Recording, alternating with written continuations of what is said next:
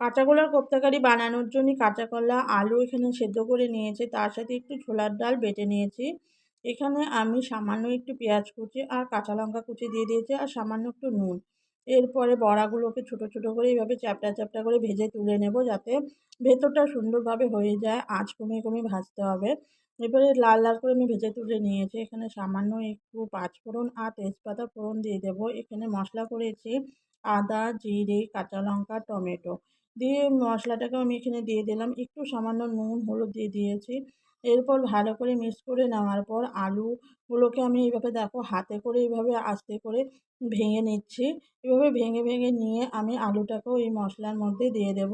দিয়ে নিয়ে ভালো করে মিক্সড করে নেব। নেওয়ার পর পরিমাণ মতো ঝোল দিয়ে দেব, যতটা পরিমাণ ঝোল খাবে। এরপর বড়াগুলোকে দিয়ে সামান্য একটু ঘি আর গরম মশলা দিয়ে নামিয়ে নিয়েছি। তো এইভাবে একবার অবশ্যই করো।